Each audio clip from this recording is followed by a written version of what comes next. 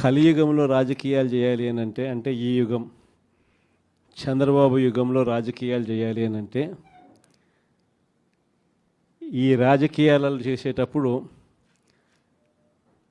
కేసులు వేస్తారు అనే భయం లేనప్పుడే రాజకీయాలు చేయగలుగుతాం. జైళ్ళకు పంపినా కానీ పర్వాలేదు చంద్రబాబు నిన్ను ఎదుర్కొంటామనే ధైర్యం ఉంటేనే రాజకీయాలు చేయగలుగుతాం. అలా ఉండగలిగిన తెగువ ఎవరికైనా ఉంటేనే రాజకీయాల్లో ఉండగలగాలి, చేయగలగాలి అనేది మాత్రమే ఈ కలియుగంలో మనం నేర్చుకుంటా ఉన్న పాఠం అని చెప్పి చెప్తా ఉంటాం. ఈరోజు నిజంగానే రాజకీయాలు అలానే తయారయ్యాయి. చంద్రబాబు నాయుడు ఈరోజు చేస్తూ ఉన్న రాజకీయంలో కనీసం 1% కూడా మనం ఆ రోజుల్లో ఎప్పుడు చేయలే.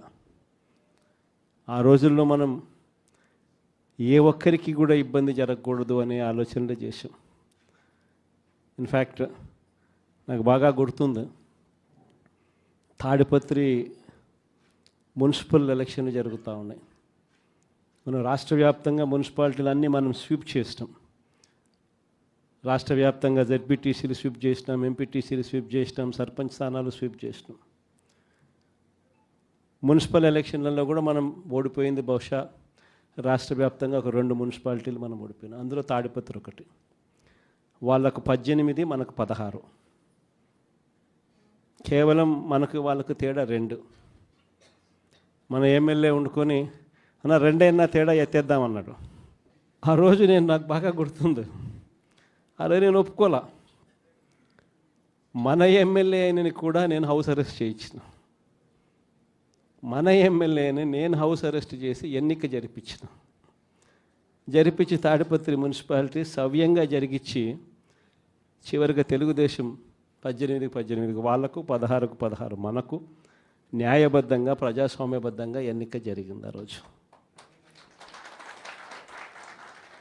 కానీ ఈరోజు చూస్తే పరిస్థితి ఎలా ఉంది అని చెప్పి ఒకసారి చూస్తే, మనమేమో అప్పట్లో జగనన్నకు చెబుదామని చెప్పి ఒక టెలిఫోన్ నెంబర్ ఇచ్చా, స్పందన అని ఒక ప్రోగ్రాం కూడా పెట్టా. ఎవరికి ఏ ఇబ్బంది వచ్చినా కూడా కులం చూడలా, మతం చూడలా, రాజకీయాలు చూడలా, పార్టీ చూడలా, చివరికి తెలుగుదేశం వానికి కూడా ఏదైనా ఇబ్బంది వచ్చినా కూడా జగనన్నకు చెబుదామని చెప్పి ఫోన్ చేస్తే చాలు, ఎమ్మెల్యేలు అడ్డుకున్నా, ఇంకొకరు అడ్డుకున్నా కూడా జగనన్నకు చెబుదామనే నెంబర్కు ఫోన్ చేస్తే చాలు వెంటనే స్పందన ఉండేది, వెంటనే పరిష్కరించే పరిస్థితి మన హయాంలో మనం చేసాం. స్పందన అని ఒక ప్రోగ్రాం పెట్టాం. ప్రతి వారము ఆ స్పందన అనే ప్రోగ్రాంలో కలెక్టర్లు ఖచ్చితంగా ఉండేట్టుగా, ఎస్పీలు కరెక్ట్గా ఉండేట్టుగా డేట్ ఇచ్చి ప్రతి వారం రోజు జరిగేట్టుగా చూసుకొని, కలెక్టర్ల దగ్గర నుంచి మొదలైతే మండలాలలో మండల ఇన్ఛార్జీల వరకు కూడా ఆ స్పందన ప్రోగ్రాంలో పార్టిసిపేట్ చేసే పరిస్థితి. ఎవరికి ఏ సమస్య వచ్చినా కూడా స్పందనలో చెప్తే ఆ సమస్య పరిష్కారం అయ్యేదాకా డైరెక్ట్గా సీఎంఓ పర్సూ చేసి ఎందుకు ఈ సమస్య పరిష్కారం కావడం లేదు అని చెప్పి అడిగే పరిస్థితిలో మన పాలన చేసాం. అత్యధికంగా ఆ పొద్దు సాల్వ్ అయింది తెలుగుదేశం పార్టీకి వాళ్ళకి సంబంధించిన సమస్యలే.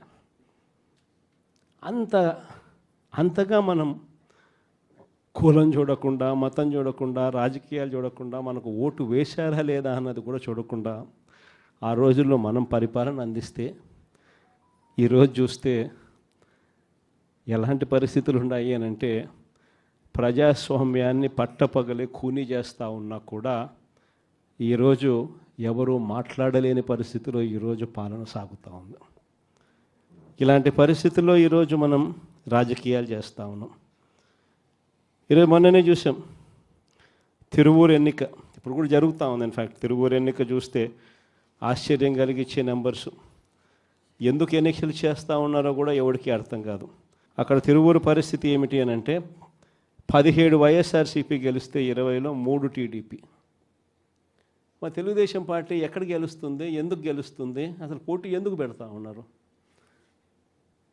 అయినా దాన్ని కూడా లాగేసుకోవాలి అని చెప్పి తాపత్రయంతో బలవంతం చేసి ప్రలోభాలు పెట్టి 17 మందిలో నుంచి ఒక 5 మందిని లాక్కొని చివరికి వైసీపీ 12, తెలుగుదేశం పార్టీ 8కి వచ్చినారు. అక్కడ కూడా ఎన్నిక కూడా ఇప్పటికీ మెజారిటీ మనమే కాబట్టి ఎన్నిక ఎప్పుడైనా మనమే గెలవాలి. ఆ ఎన్నిక కూడా జరగకోకుండా ఏకంగా పోలీసుల ఆధ్వర్యంలో ఎన్నిక ఆపుతా ఉన్నారు. మన వాళ్ళందరినీ హౌస్ అరెస్టు, వాళ్ళందరినీ రోడ్ల మీదకి తీసుకొచ్చి నిలబెట్టినారు. ఈరోజు కోర్టులో హౌస్ మోషన్ ఈరోజు మనం మూవ్ చేసి ఈరోజు ఆ ఎన్నికకి సంబంధించి ప్రొటెక్షన్ ఇచ్చి పోలీసు వాళ్ళని తీసుకొని పోయి ఎన్నిక జరిపించమని చెప్పి కోర్టులు చెప్తే ఆ ఎన్నిక జరుగుతుందో జరగదో కూడా ఇంకా తెలియదు. నరసరావుపేట 17 వైసీపీని గెలిచింది. ఈరోజు వైసీపీ 13, తెలుగుదేశం పార్టీ ఈరోజు 3, ఒకరు చనిపోయినారు. సో ముగ్గురే ఉన్నప్పుడు ఇప్పటికీ మనకి మెజారిటీ ఉన్నప్పుడు తెలుగుదేశం పార్టీ ఏ రకంగా గెలుస్తుంది? కానీ కోరం లేకపోయినా కూడా మేమే గెలిచేసినామని చెప్పి డిక్లేర్ చేసుకున్నారు. కారంపూడి 14 వైసీపీ 14 వైసీపీనే గెలిచింది. ఈరోజు ప్రలోభాలు పెట్టి ఇంకొకటి చేసి వైసీపీ 8, తెలుగుదేశం పార్టీ 6. అయినా కూడా మనకే మెజారిటీ ఉంది. అయినా కూడా అక్కడ కూడా కోరం లేకపోయినా కూడా మేమే గెలిచాము అని చెప్పి డిక్లేర్ చేసుకున్న పరిస్థితి. అంతెందుకు కుప్పం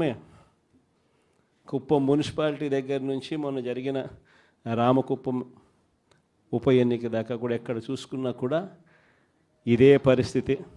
ఈరోజు ఇక్కడే ఉన్నారు. ఎందుకు ఇదే రామగిరి నియోజకవర్గంలో, ఇదే రామగిరి మండలం చూస్తే ప్రకాష్ కాన్స్టిట్యున్సీ, ఇక్కడ వైసీపీకి సంబంధించి 10 మందిలో వైసీపీ 9 గెలిచింది. తెలుగుదేశం పార్టీ గెలిచింది కేవలం 1. మరి అలాంటప్పుడు ఎన్నికెందుకు జరపాల? ప్రజాస్వామ్యంలో ఒక పార్టీ టికెట్ మీద, ఒక పార్టీ బీఫామ్ మీద, ఒక పార్టీ గుర్తు మీద గెలిచినప్పుడు ముఖ్యమంత్రిగా ఉన్న మనమే దాన్ని కాపాడలేని పరిస్థితిలో మనమే పరిపాలన చేస్తూ ఉన్నప్పుడు, మనమే ప్రజాస్వామ్యాన్ని దగ్గరుండి పోలీసులను పెట్టి మరీ కూనీ చేయించమని చెప్పి మనమే ప్రోద్బలం చేస్తూ మళ్ళీ రాజకీయాలు చేస్తూ ఉన్నప్పుడు ఎందుకు ఈ రాజకీయాలు చేస్తూ ఉన్నాం? ఈరోజు ఇదే